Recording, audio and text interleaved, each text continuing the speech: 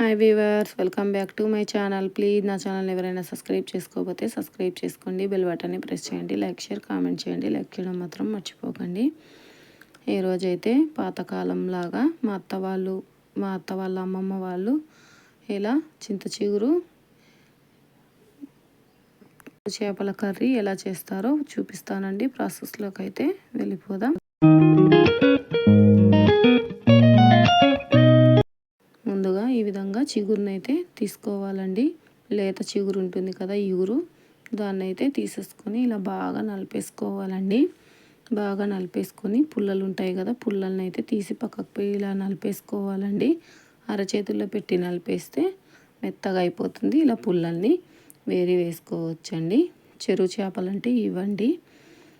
ఇప్పుడు దీంట్లోకి వేసే టమాటా, ఉల్లిపాయ, పచ్చిమిర్చి 4, వంకాయ అండి నీళ్ళలో కడిగి పెట్టుకున్నాను. ఇప్పుడు ఒక బౌల్ తీసుకొని అందులో చెరువు చేపల్ని, చింత చిగురు, ఇప్పుడు మన టమాటా, పచ్చిమిర్చి, ఉల్లిపాయ 3,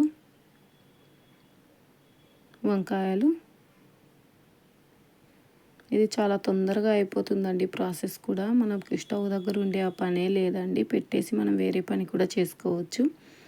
స్పైసీనెస్ కోసం కారం ఒక 2 స్పూన్లు వేస్తున్నాను. ఒక హాఫ్ టీ స్పూన్ పసుపు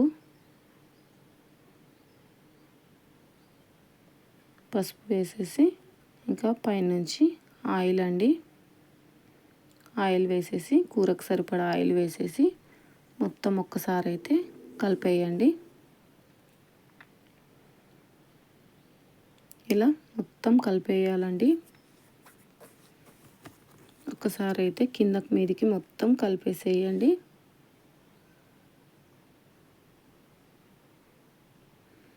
మొత్తం కలిపేసి ఇప్పుడైతే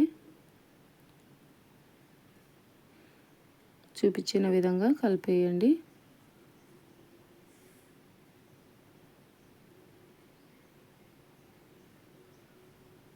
కలిపేసి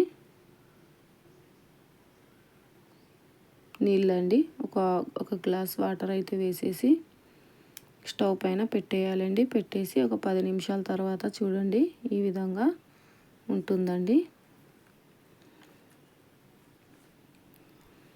ఈ విధంగా ఉడికించుకోవాలి. ఇప్పుడు మొత్తం నీళ్ళన్నీ ఇనికిపోయేంత వరకు ఉడికించుకోవాలండి. ఆయిల్ అంతా పైకి తేలాలి.